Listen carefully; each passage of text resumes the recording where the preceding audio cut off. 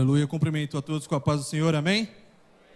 Amém, ADR, boa noite, paz do Senhor, glória a Deus.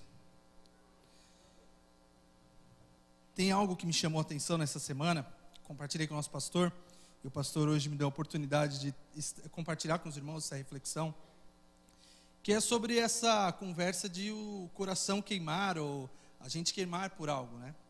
E no meio cristão, no meio evangélico, é muito comum você ouvir uma expressão como essa.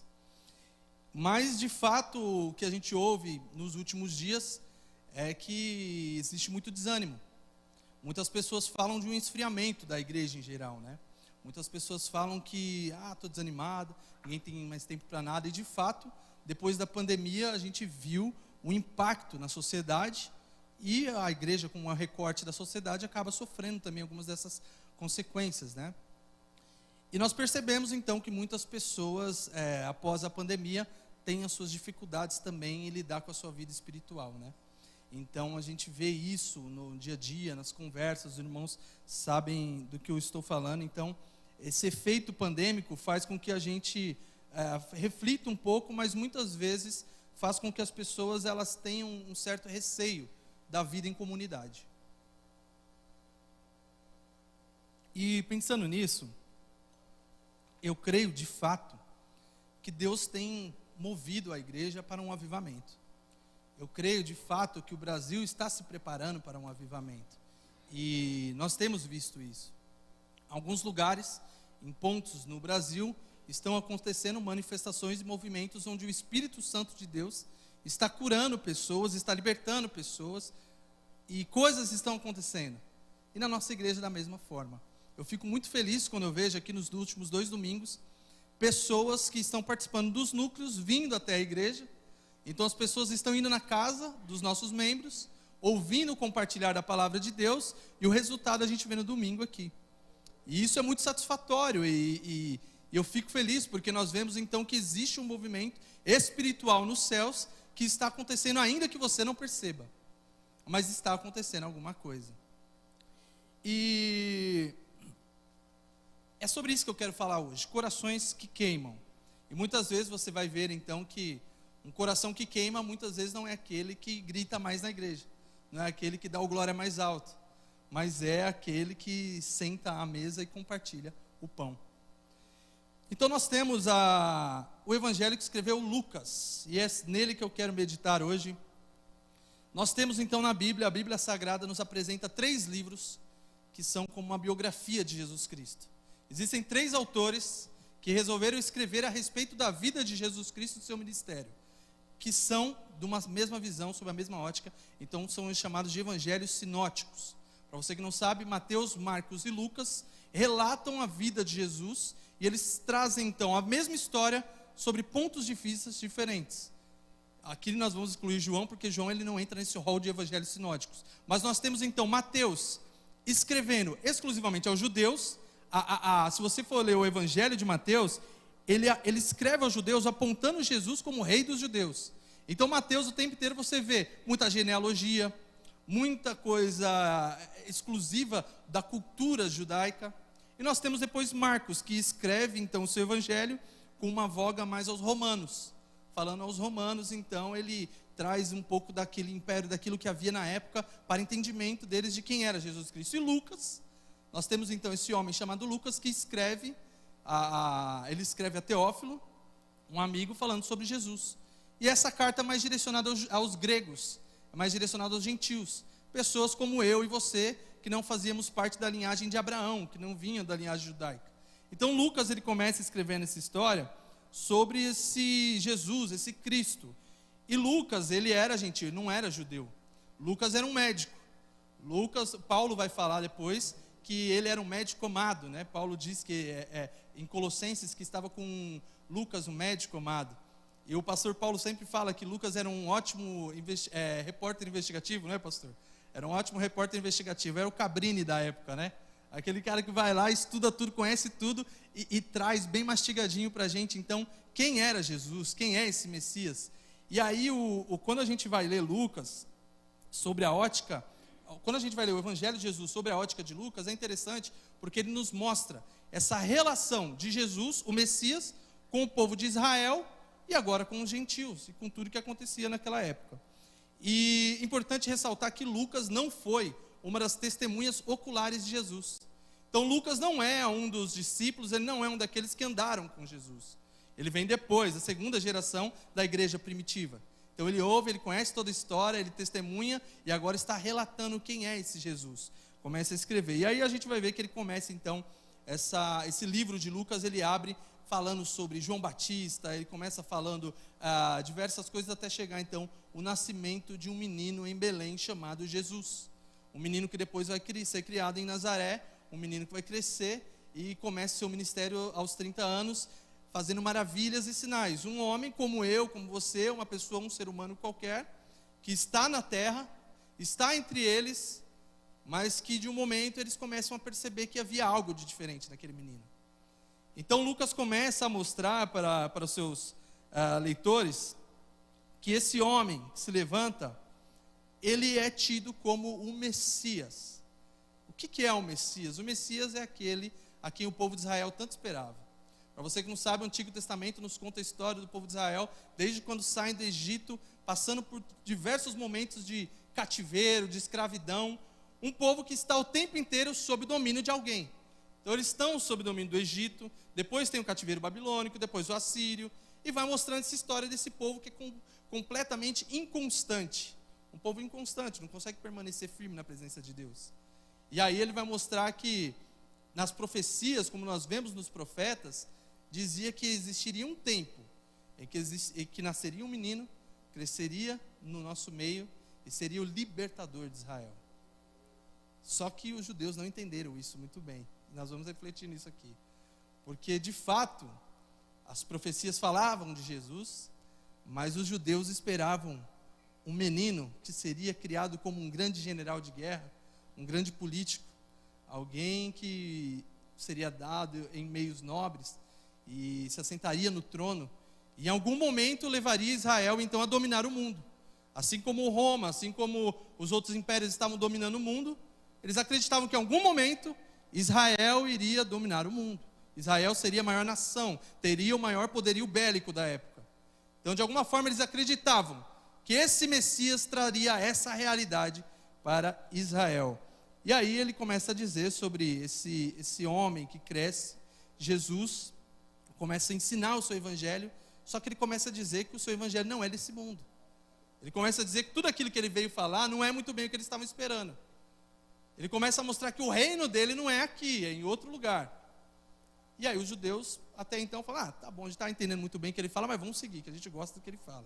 E eles continuam seguindo Jesus, então eles vão atrás de Jesus, continuam como discípulos e seguidores de Cristo, porque realmente a fala de Cristo, ela tomada de muito poder, envolvia as pessoas. Então seus seguidores continuavam indo atrás de Jesus Cristo, até que chega a véspera, então, da Páscoa judaica. E no Evangelho de Lucas a gente vai ver, nós estudamos isso na EBD, inclusive na Escola Dominical, sobre a Páscoa, que foi instituída lá em Êxodo, Êxodo capítulo 12, o momento da Páscoa que era tão importante para os judeus. E eles estão em véspera, então, da Páscoa.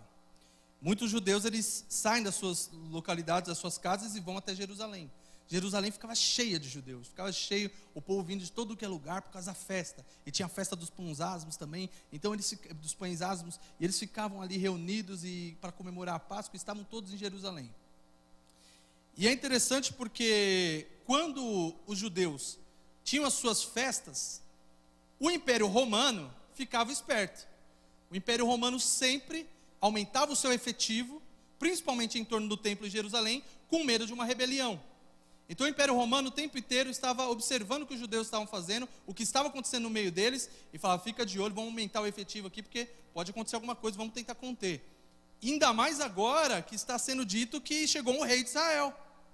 Ainda mais agora que está sendo dito que chegou alguém que vai libertar e liderar Israel. Então Roma, esse é o clima e essa é a atmosfera que se instala em Jerusalém, exatamente nesses textos. E Lucas vai mostrar para a gente então que Jesus, ele chega em Jerusalém de uma forma tão bela, Ele chega sendo ovacionado, eles clamam Hosana, e as pessoas recebem Jesus. Mas veja só como as coisas mudam, Em uma semana, Jesus é preso, condenado por conta de uma conspiração. Esse que deveria ser o rei de Israel é preso e foi crucificado e é morto em plena Páscoa judaica. Jesus é morto.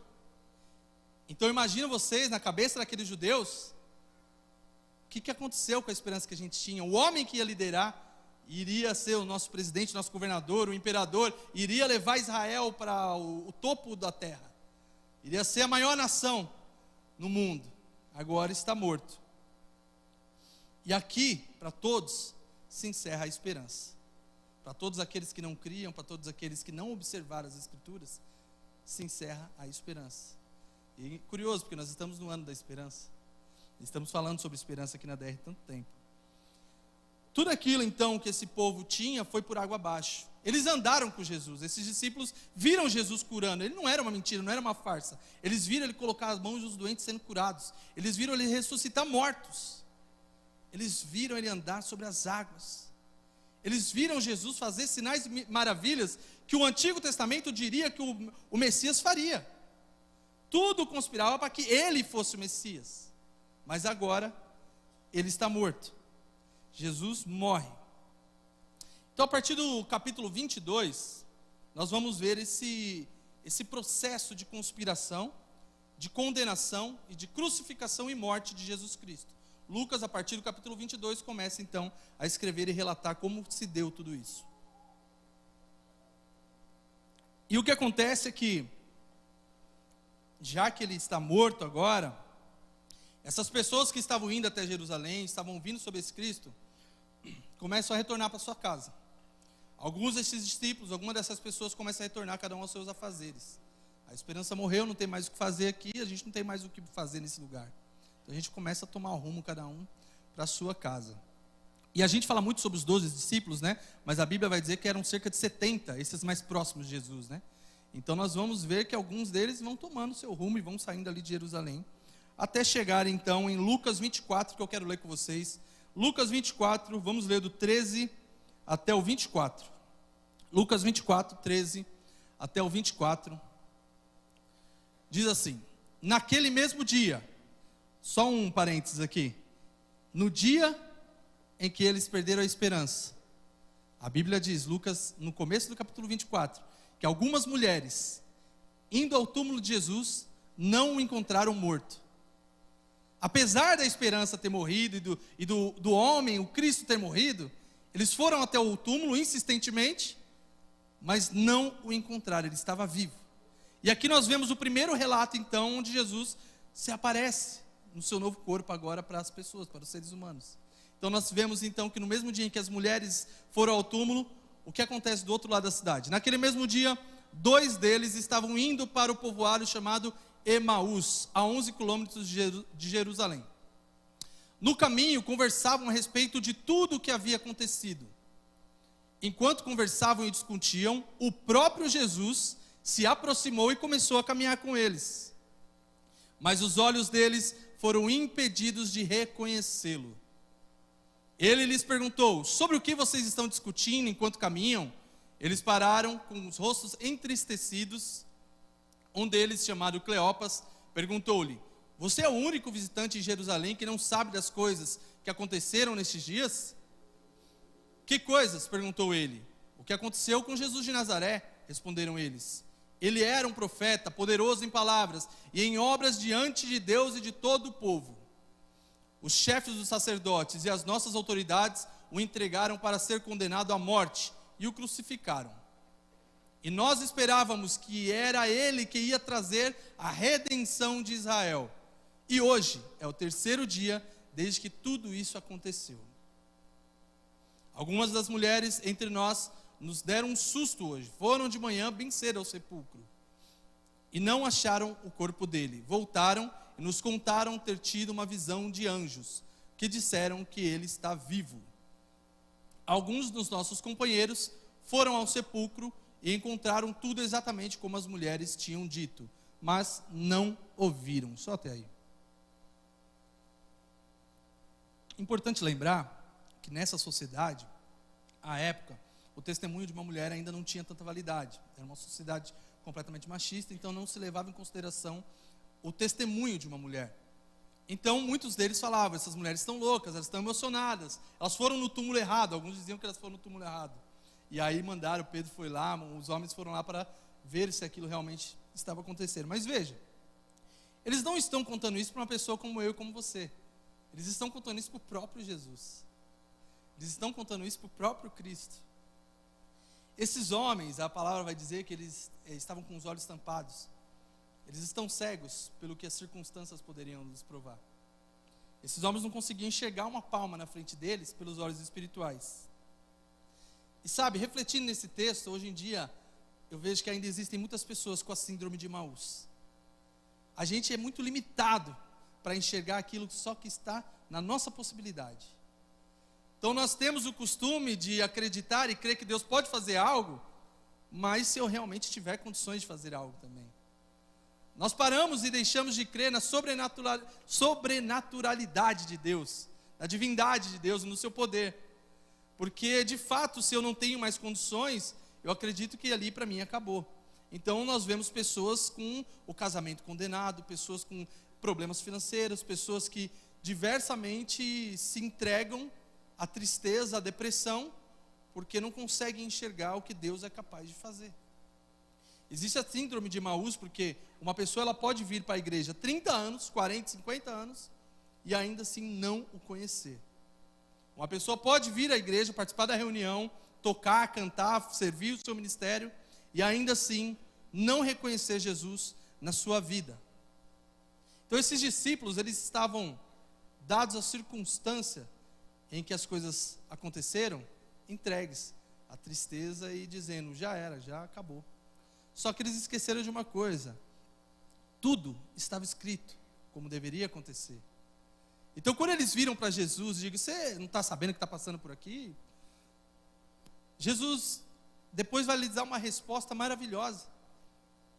Como tudo que acontece na nossa vida, já está escrito. E às vezes a gente sofre porque a gente não conhece. A gente sofre porque a gente não lê. A gente sofre porque a gente não entende o que a palavra faz em nós. E esses homens então, eles estão com seus olhos fechados. E eles estão a caminho de Emaús. E essa é uma outra observação interessante, porque eles não deveriam estar naquele caminho. Esses homens estão voltando para casa, porque não acreditavam mais que poderia alguma coisa acontecer. O versículo 21 diz que eles falaram, já é o terceiro dia. E na cultura judaica, se algo tivesse que acontecer no mundo espiritual, seria até o terceiro dia, porque o terceiro dia era o momento em que a alma se separava do corpo. Então eles falam, já é o terceiro dia, até agora nada. E eles estão voltando para casa, e muitos de nós, às vezes, estamos assim. Estamos tomando decisões precipitadas, retornando a coisas que Deus não nos ordenou, porque não observamos o que já está escrito, o que Deus já determinou para a nossa vida. Na estrada da vida, muitos de nós, às vezes, estamos a caminho de Emaús, fora da direção de Deus, tomando um rumo para a vida, sem saber o que Deus pensa a respeito daquilo. Então muitos de nós estamos como esses homens, perambulando pela vida, esquecendo que ele morreu, mas que ao terceiro dia ele haveria de ressuscitar.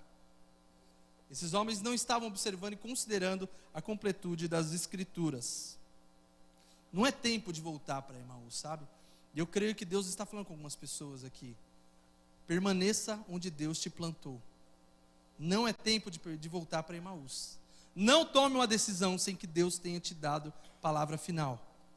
Permaneça, permaneça. Não volte para Emaús, porque Deus te quer onde Ele te plantou. Amém? Seguindo o texto então, nós vemos que por eles não reconhecerem Jesus, assim como a gente também muitas vezes não reconhece Jesus, muitas vezes a gente espera um sinal miraculoso, algo maravilhoso. Então, quando estou triste, às vezes a gente quer que Deus use um profeta que venha bater no pé e gritando, falando comigo e me abrindo os olhos de como que eu devo fazer. Eu me lembro muito do testemunho do pastor Wagner, não posso esquecer de quando ele estava nos Estados Unidos. Ele ligou para a profeta lá e falou, me dá uma palavra aí, eu quero uma palavra agora. E é um testemunho maravilhoso, depois ele compartilha com os irmãos. E muitas vezes a gente quer assim, a gente acha que eu não tenho dinheiro para pagar a conta amanhã, mas vai aparecer 100 mil reais do nada amanhã na minha conta. E a gente espera esse sinal maravilhoso. E de fato não tem problema você esperar um milagre por parte de Deus. Mas o problema é que quando a gente está focado nisso, a gente deixa de observar os pequenos sinais que são dados na nossa vida. A gente deixa de observar os pequenos momentos, a revelação de Deus que a Bíblia mostra. Porque Deus, Jesus não se apresenta a eles descendo do céu de um corpo glorificado. Ele se apresenta a esses homens andando no meio da estrada. Deus não chegou falando assim, olha aqui, ó meu corpo aqui, ó como que eu ressuscitei, aqui, ó, como que regenerou tudo. Não, chega explicando nada disso. Jesus chega e começa a andar com esses homens. E vamos ver a resposta então de Jesus, a partir do 25. Ele lhes disse: como vocês custam a entender e como demoram a crer em tudo o que os profetas falaram. Não devia o Cristo sofrer essas coisas para entrar na glória?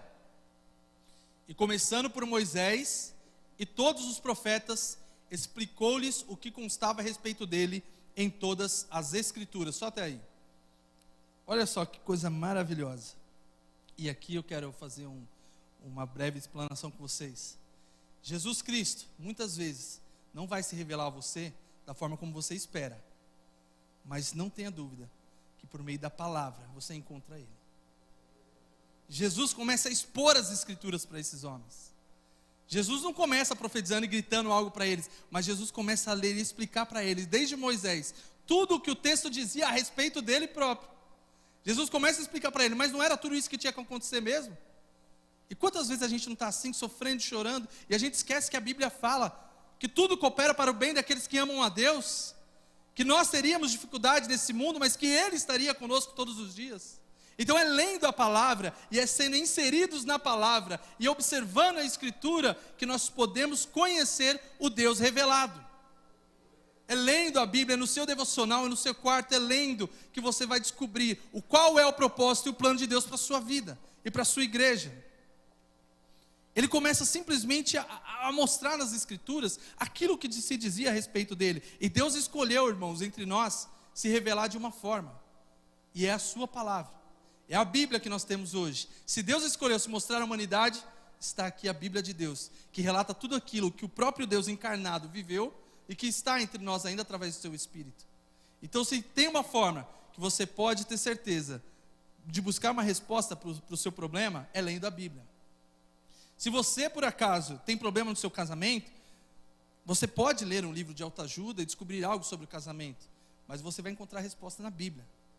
Se você tem um problema de vício na sua vida, você provavelmente vai buscar ajuda psiquiátrica, vai buscar ajuda de psicólogos, mas você também vai encontrar a resposta na Bíblia.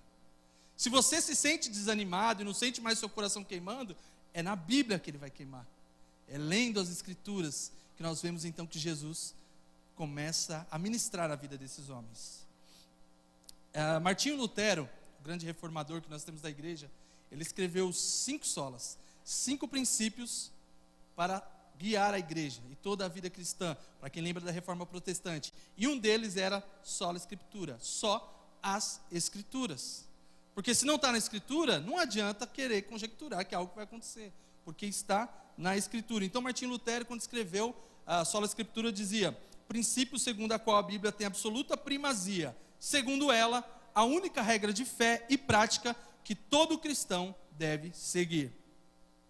E enfim, esses homens então que estão caminhando com Jesus chegam ao seu destino, e vamos ler então Lucas 24, do 28 até o 32 agora. Depois que Jesus ministra para eles e começa a expor o texto, eles dizem: ao se aproximarem do povoado para o qual estavam indo, Jesus fez como quem ia mais adiante. Mas eles insistiram muito com ele: fique conosco, pois a noite já vem, o dia já está quase findado. Então ele entrou para ficar com eles. Até o 32. Quando estava à mesa com eles, tomou o pão, deu graças, partiu e deu a eles. Então os olhos deles foram abertos e o reconheceram, e ele desapareceu da vista deles. Perguntaram-se um ao outro: não estava queimando o nosso coração, e quando ele nos falava no caminho e nos expunha as Escrituras? Veja que momento sublime. Jesus, ele queima o nosso coração quando nós lemos a Escritura, quando nós compartilhamos a palavra. mas ele só é revelado na comunhão e no partir do pão. É sentado à mesa, compartilhando, que eles reconhecem quem é Jesus. Veja que palavra maravilhosa, porque a ideia de abrir os olhos aqui, e a Bíblia vai nos trazer essa ideia desde Paulo, quando está lá no caminho a Damasco e abre os seus olhos, é abrir os olhos para um mundo espiritual, para uma nova realidade. Inclusive, a filosofia vai nos trazer isso também. Nós temos a alegoria da caverna de Platão, né? Platão, quando escreve a alegoria da caverna, diz que é como se homens vivessem numa caverna, vendo um mundo de sombras. Então é como se nós estivéssemos aqui e o que está sendo projetado ali fosse a nossa realidade, porque estão presos naquela caverna. Até que um dia um homem se liberta dessa caverna e ele olha para fora, e ele vê que na verdade o que eles estão vendo é sombra, não é o mundo real. E esse homem fica maravilhado, o seu olho é aberto, porque ele começa a sair da caverna. Platão, quando ele escreve isso, então eu vejo isso muito aplicado nesse texto de Paulo, porque é como os nossos olhos se abrem para o mundo espiritual. Aqueles que estão fechados, dominados pelo pecado, vivem exatamente uma vida de sombras. Uma vida onde acham que aquilo que foi projetado para eles é a única realidade que pode existir. Quando na verdade, quando conhecem a Jesus e conhecem a palavra de Cristo, a verdade escancara os seus olhos e uma nova vida é possível viver fora da caverna. E isso, Platão, quando ele traz, ele fala da teoria do conhecimento e enfim. E se usa muito esse princípio, esse conceito em filmes e séries, né? Eu toda vez que eu falo dessa alegoria da caverna de Platão, eu lembro do Matrix, do filme. Que lembra que no filme Matrix, o Neo ele tem a opção de pegar duas pílulas, o vermelho ou o azul. Se ele pega azul, os olhos deles vão ser abertos e ele vai ver de verdade onde ele vive, que é fora da Matrix, é um outro mundo. E ele escolhe a pílula azul e é curioso, porque no filme, a primeira coisa que ele fala, quando ele é desplugado lá, quando ele é ligado no filme Matrix, ele fala, meus olhos doem. E o Morpheus fala para ele, é lógico, você nunca enxergou. É a primeira vez que você está enxergando. Então veja, você de fato pode viver a vida 30 anos na igreja, uma vida religiosa, sem nunca ter aberto os olhos. E aí quando nós olhamos para esse texto e vemos então que a leitura da Bíblia e a exposição da palavra queima o nosso coração, e que o partir do pão e sentar na mesa com Jesus revela quem ele de fato é, nós entendemos também o princípio dos nossos núcleos evangelísticos. Nós temos um trabalho de células aqui na DR, que são os nossos núcleos, e é exatamente onde a igreja cresce. É exatamente onde a igreja deve crescer, nas casas. Porque vir de domingo a domingo na igreja, muitas vezes, não te dá a oportunidade de repartir o pão, de compartilhar algo. E sentar à mesa, na casa de alguém, compartilhar, participar daquele momento de comunhão, vai fazer com que Jesus se revele ali entre vocês. Então, o que nós vemos acontecer, como eu disse no começo, os nossos núcleos frutificando e trazendo pessoas para serem salvas aqui, precisa começar em casa. Quando muitas vezes a gente quer inverter. A gente quer primeiro vir para a igreja para depois ir para casa. Não, é o contrário. É muito mais fácil você salvar e você evangelizar um amigo ou um parente, levando ele para a sua casa. Então dentro da sua casa vocês vão estar sentados à mesa e no partir do pão, no compartilhar da palavra, algo espiritual acontece. E o culto de domingo passa a ser uma celebração, como de fato é, como deve ser. A celebração de tudo aquilo que a gente viveu durante a semana. O problema é que a gente não está vivendo nada durante a semana. E aí as pessoas dizem que a igreja vai esfriando, que as coisas não estão acontecendo. Então, a igreja ela precisa ser relevante para a sociedade. E aqui nós estamos falando, claro, no sentido espiritual, mas eu também quero chamar a atenção para nós como sociedade. Se nós de fato conhecemos o Cristo no partir do pão, é necessário que nós o façamos na sociedade. Jesus se revela muito mais quando você entrega uma cesta básica, quando você ajuda um morador de rua, do que quando talvez um pastor vai ficar pregando 10 horas no púlpito. Jesus se revela no partir do pão, e é na leitura da sua palavra que o coração queima. Então se a igreja não é relevante de uma forma social, qual é a função dessa igreja? Se nós como igreja não estamos fazendo nada para fora das quatro paredes, para que nós fomos chamados? Muitas vezes a gente se vê então nesse contexto de estar voltando para Emaús. A gente está no meio do caminho e do nada, Jesus aparece e abre os nossos olhos. E é queimando pela palavra, é com o coração em chamas, e é partilhando pão, que nós vamos perceber que a igreja começa a crescer. Porque a igreja primitiva começa a crescer com os cultos na casa, e as coisas começam a acontecer, e depois do dia de Pentecostes, depois da pregação de Pedro, mais de 3.000 almas são ganhas, e eles começam então a viver algo sobrenatural, assim como eu acredito que a DR está vivendo. Algo sobrenatural começa a acontecer, e a igreja está sendo inflamada, porque as coisas estão acontecendo não só no domingo, mas durante a semana. Enfim, partindo aqui para a conclusão, nesses minutos que nos restam. O texto termina em Lucas 24, do 33 ao 35. Versículo 33 e 35 é o derradeiro desse texto, porque é o resultado magnífico de alguém que teve o seu coração queimado pela palavra, e alguém que experimentou a comunhão. Você teve o seu coração queimando durante a exposição da Escritura, você compartilhou o pão, você está vivendo a comunhão, e agora nós vemos que Lucas 24, 33 ele diz: levantaram-se e voltaram imediatamente para Jerusalém. Ali encontraram os 11 e os que estavam com eles, reunidos, que diziam: é verdade, o Senhor ressuscitou e apareceu a Simão. Então os dois contaram o que tinha acontecido no caminho, e como Jesus fora reconhecido por eles, quando partia o pão.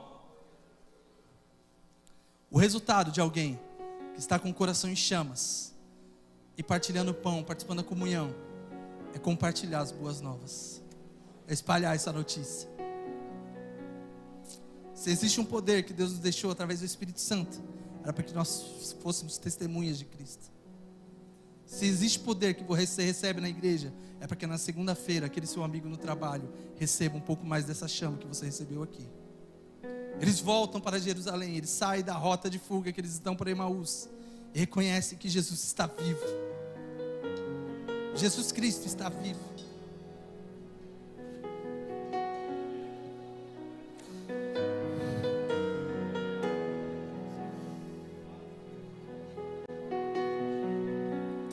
O fogo no coração começa a arder quando nós expomos as Escrituras.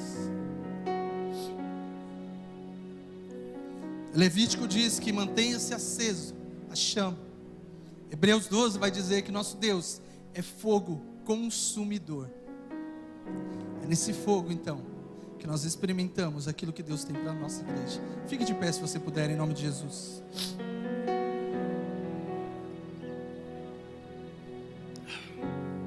Sabe, tem um dos grandes teólogos e pregadores que tivemos na história, chamado John Wesley. Ele conta uma história, um dos seus registros. John Wesley conta, ele era um inglês e ele pega um navio da Inglaterra para ir até a América do Norte. E ele vai pregar na América do Norte para os indígenas. E John Wesley conta que quando ele pega esse navio e vai para a América do Norte, uma grande tempestade acontece no meio do mar, no meio do oceano. E ele fica morrendo de medo. Ele fica completamente estremecido. E John Wesley está naquele navio então, só que ele vê um grupo de pessoas ali no canto do navio, uns irmãos que vieram da Alemanha, uns tais de moravianos. E glória a Deus pela vida dos moravianos. Um dia eu quero pregar só sobre os moravianos. Você que não conhece a história da igreja, depois pode pesquisar no Google aí, você vai ver que história maravilhosa. E John Wesley vê esses homens no canto ali no navio, e ele relata que eles estavam completamente em paz. No meio da turbulência, no navio não tem turbulência, mas no meio da tempestade, o navio ali balançando, as coisas parecem que vão dar erradas, parece que acabou a esperança. John Wesley diz que olha para eles e fica completamente impressionado. E aí ele diz: Senhor, eu estou indo para a América do Norte pregar aos indígenas, para converter os indígenas, mas quem é que vai me converter? Como que eu vou me converter dessa minha falta de fé? Ele olha para os moravianos e toma uma lição. E aí o relato de John Wesley diz que quando ele pisa na América do Norte, quando ele chega, ele vê um culto. Ele vai para uma reunião e os irmãos estão então num culto ali, e ele ouve a exposição da palavra. Ele ouve um irmão pregando sobre Romanos, e o irmão está lendo exatamente o comentário de Martinho Lutero. E é nesse momento que John Wesley diz uma das frases mais célebres que ele produziu. John Wesley diz: nesse momento eu senti o coração estranhamente aquecido. Deus procura pessoas que estão com o coração aquecido hoje, porque é isso que a palavra causa em nós. Então, se eu pudesse resumir essa noite, você que está vivendo talvez a caminho de Emaús, você que perdeu o propósito, você que perdeu a esperança, onde as coisas talvez não fazem mais sentido para você, eu te convido a conhecer a verdade da Escritura e viver 3 coisas. Permita que o seu coração queime pela Escritura, queime pela palavra. Abra os olhos através da comunhão e espalhe a notícia. Louvado seja o nome do Senhor.